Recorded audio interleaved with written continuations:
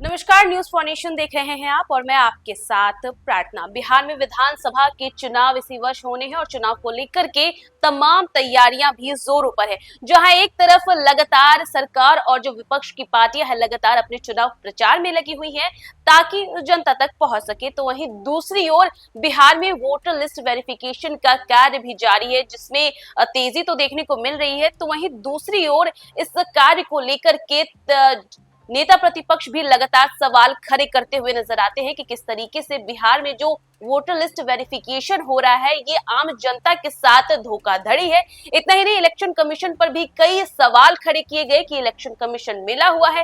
इसी के साथ साथ वोटर लिस्ट वेरिफिकेशन का मामला इतना बढ़ गया कि सुप्रीम कोर्ट भी चला गया और इतना ही नहीं, बिहार में इसको लेकर के बिहार बंदी भी की गई थी। लेकिन अब इसी वोटर लिस्ट वेरिफिकेशन ने बीजेपी की टेंशन बढ़ा दी है। जी हाँ, बिहार में हो रहे वोटर लिस्ट वेरिफिकेशन ने बीजेपी की टेंशन बढ़ा दी है और बीजेपी ने इसको लेकर एक बैठक तक बुला दी।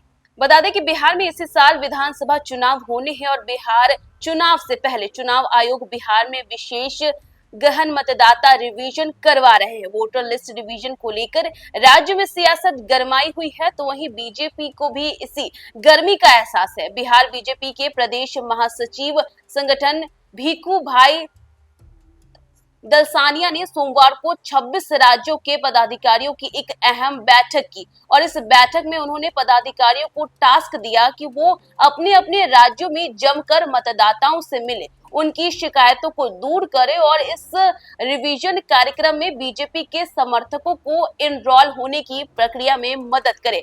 बता दें कि मतदाता रिवीजन को लेकर बीजेपी को भी एक टेंशन है। वोटर लिस्ट रिवीजन को लेकर बीजेपी की टेंशन यह है कि विपक्षी पार्टियां लगातार कह रही हैं कि इससे बड़ी संख्या में मतदाता वोटर लिस्ट से बाहर हो जाएंगे। विपक्षी पार्टियां इसे जल्दबाजी में उठाया गया कदम बता रही हैं। तो इतना ही नहीं, विपक्षी पार्टियां अपने बूथ लेवल एजेंटों की संख्या बढ़ाने की दिशा में भी लगातार प्रयास कर रही है। लेकिन बिहार में चल रहे मतदाता रिवीजन के बीच अपने वोटरों तक पहुंचने के लिए बीजेपी ने भी खास प्लान तैयार किया है।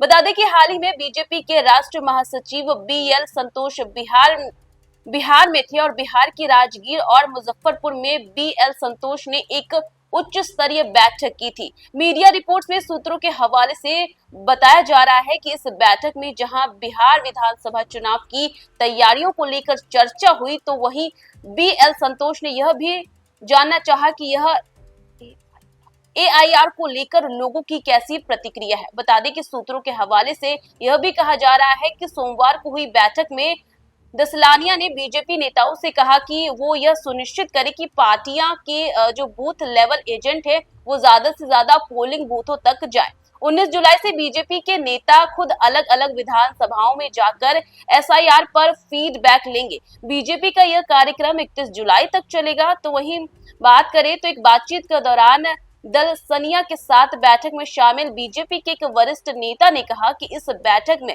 मुख्य तौर से लोगों की चिंताओं पर चर्चा की गई और खासकर चुनाव आयोग द्वारा तेजी से कराए जा रहे विशेष मतदाता गहन रिवीजन को लेकर, यहाँ तक कि अभी रिवीजन में अप्लाई करने वाले किसी भी मतदाताओं को दूसरा प्रपत्र नहीं दिया गया है, जबकि कई लोगों ने यह भी दावा किया कि अब तक उनमें से प्रपत्र नहीं लिया गया।